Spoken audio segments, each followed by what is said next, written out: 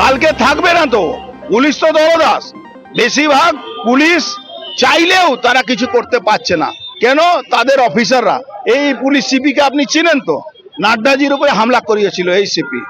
আজকে election commission তাকে অন্য রাজ্যে পাঠাবার জন্য চিঠি দিয়েছে, নোটিশ দিয়েছে। তাকে বাঁচাবার জন্য মমতা ব্যানার্জি লাফিয়ে বেড়াচ্ছে। আজকে একটা খুন হয়ে গেল। এই রবীন ভট্টাচার্য আজ না, এর আগে ছোট্টু ওখানকার কাউন্সিলরকে পিটিয়ে মেরে দিয়েছিল।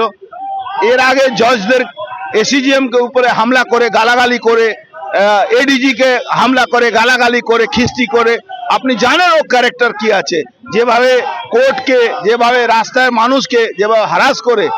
এইভাবে আজকে ও দিনে দিন ওর ক্ষমতা বাড়াতে বাড়াতে আজকে তোলাবাজি করতে গেলে একজন 81 বছরের বৃদ্ধা মানুষকে পিটিয়ে খুন করে দিল।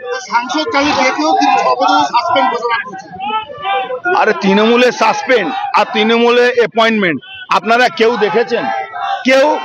বাংলার কোন মিডিয়াকে আমি চ্যালেঞ্জ করছি কি তৃণমূল কাকে সাসপেন্ড করেছে সেই চিঠিটা দেখিয়ে দিক, আর তৃণমূল কাকে অ্যাপয়েন্টমেন্ট দিয়েছে সেই চিঠিটা দেখিয়ে দিক। ওসব আইওয়াস আছে। পার্থ চ্যাটার্জির মতন সাসপেন্ড, জ্যোতিপ্রিয়া মল্লিকের মতন সাসপেন্ড হয়েছে। ও দেখবেন আবার ওই যখন ছাড়া পাবে তারপরে আবার ওই বাহাল তবিয়তে এখানে এসে তোলাবাজি করবে। না না, পুলিশ আমাদের থেকে ভয় পায় তাই ঘিরে ফেলছে।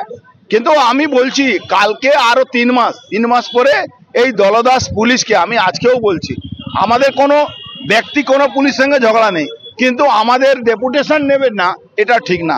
আমরা তো পুলিশকে সহযোগিতা করেছি। কেন? আজকে পরীক্ষা আছে, এটা পুলিশকে সহযোগিতা বলে নয়। আমাদের আপনার বাড়ির ছেলে মেয়েরা পরীক্ষা দিতে গেছে, আমাদের একটা নৈতিক দায়িত্ব আছে তাদের কোনো অসুবিধা না হয়। কিন্তু তার মানে এটা নয় কি সিপি আমাদের টাইম দেবেন না।